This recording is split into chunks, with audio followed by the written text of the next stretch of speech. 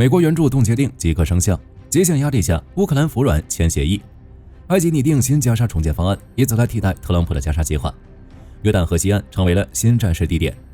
俄伊合作加深，7名俄罗斯武器专家前往德黑兰。精彩资讯马上开始。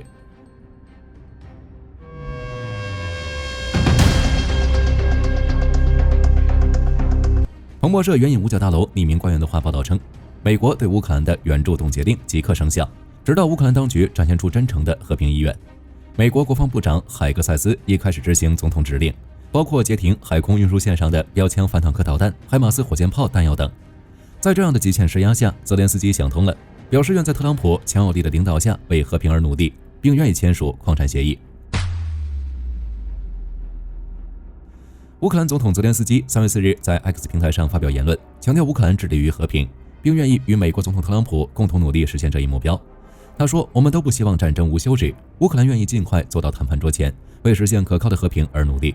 没有人比乌克兰人更渴望和平。我和我的团队已准备好在特朗普总统的坚强领导下，共同努力实现持久和平。”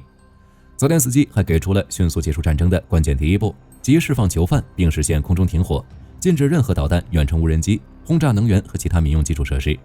他说：“只要俄罗斯能做到，我们就会立刻停火。同时，等第一步完成后，乌克兰还会非常迅速地完成接下来的所有阶段，并与美国达成强有力的最终协议。”此外，泽连斯基还表达了对美国的感谢。他说：“我们还记得特朗普总统向乌克兰提供标枪导弹的时刻，我们对此深表感激。”关于矿产和安全协议，泽连斯基则表达了对28号在白宫争吵的抱歉，并称是时候把事情做好了。他表示，乌克兰准备随时以任何方便的形式签署该协议。与此同时，据乌克兰国际文传电讯社报道，乌克兰下定决心继续与美国合作。乌总理什梅加尔4日表示，相信作为乌方最大合作伙伴之一的美国将继续给予乌方支持。他还表示，乌方准备同美国签署已准备好的矿产协议，以便开始与美国在绝对务实的经济基础上开展合作。乌总统办公室顾问波多蒂亚克也在 X 平台上写道：“乌方正就武器供应进行评估，我们正在与欧洲伙伴讨论各种选择。当然，我们也不能忽视与美国同行谈判的可能性。”总之，乌克兰依旧坚持自己的利益，但态度明显有了软化。之所以如此，主要原因都能归咎于暂缓军援上。就防空来说，乌克兰前线野战防空受到的影响相对有限。尽管乌军的 NSAMS 防空系统发射美制 AM-120 空导弹会受到影响，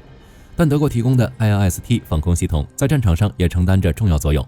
据统计，德国总计向乌克兰提供了658枚 IRST 防空导弹和328枚爱国防空导弹。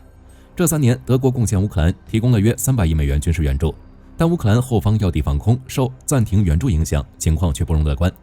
对乌克兰来说，只有爱国者和 SAMPT 这2款防空系统能够拦截俄军发射的弹道导弹和超音速巡航导弹。俄军很可能会趁此次机会增强空袭力度，加速消耗乌军爱国者防空系统的弹药，进而彻底摧毁乌克兰能源基础设施，最终迫使乌克兰接受有利于俄罗斯的停火协议。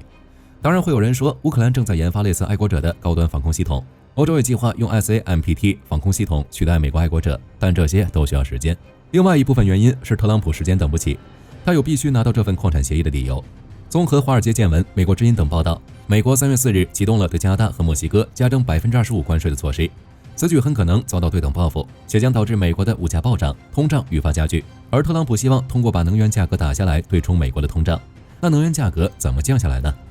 唯一的办法就是让俄乌停战，解除对俄罗斯制裁，利用俄罗斯和美国的石油资源打压能源价格。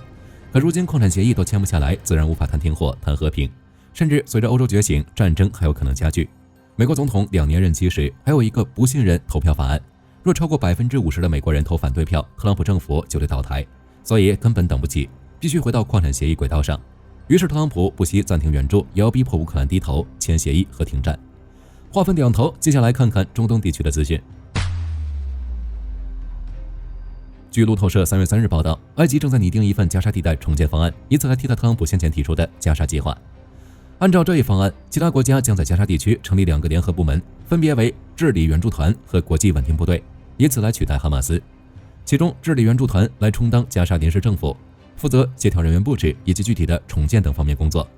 而国际稳定部队初期则由阿拉伯国家人员组成，最终会转变为加沙警察部队。后续阿拉伯国家、伊斯兰合作组织成员国、美国、英国、欧盟等各方组织还会成立一个指导委员会，以便对上述2个部门进行安排、指导和监督。此外，该方案还规定，关于加沙地带重建所需资金将由参与指导委员会的国家提供，各国会建立一个专项资金组，用于支持上述部门的重建和运行，并就加沙地带长远的重建和发展计划筹备捐助会议，以便落实资金来源。然而，路透社指出，目前这一方案尚未具体说明治理援助团究竟由哪个国家负责，重建资金由哪些国家提供，也没有提及如何将哈马斯排除在外。据报道推测，沙特阿拉伯、卡塔尔、阿联酋等国可能会成为加沙地带重建的主要出资方，但阿联酋和哈马斯关系并不好，如果无法将哈马斯排除在外，阿联酋可能不会向加沙地带提供重建资金。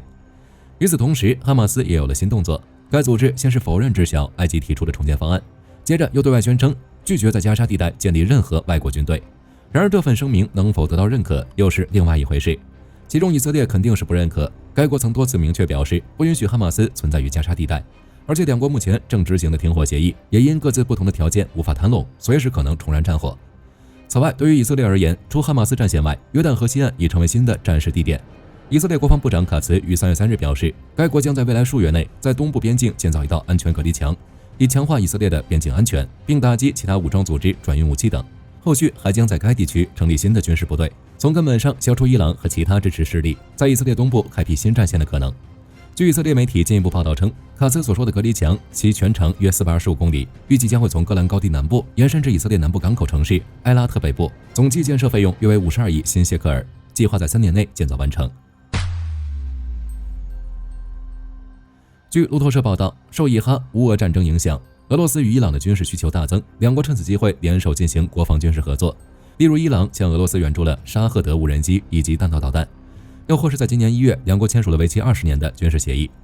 当然，俄罗斯也有向伊朗支援，不过却是在暗中进行的。路透社指出，在以色列与伊朗冲突的高峰期，也就是去年的4月和10月，双方曾互射导弹与发动军事攻击。然而，在去年4月24日与9月17日，分别有7名俄罗斯武器专家从莫斯科乘坐飞机前往伊朗首都德黑兰，其中6人的护照用途属于官方事务，一般由外交人员或者是驻外军人持有。当时尚不清楚这7名俄罗斯专家前往伊朗的具体目的，但据伊朗国防高级官员表示，俄罗斯确实曾多次派出导弹专家前往该国，并且还访问了相关的导弹基地，其中部分时间点也是在9月，与上述时间基本吻合。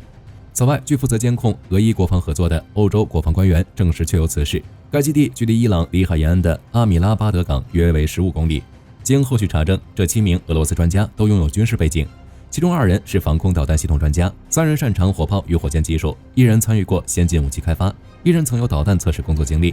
但其中5人已否认前往过伊朗，另外2人则未对此事回应。好了，本期节目到这里就结束了。美乌的矿产协议真的非签不可吗？大家是什么看法？欢迎在评论区留言讨论。我是火力军，下期再见。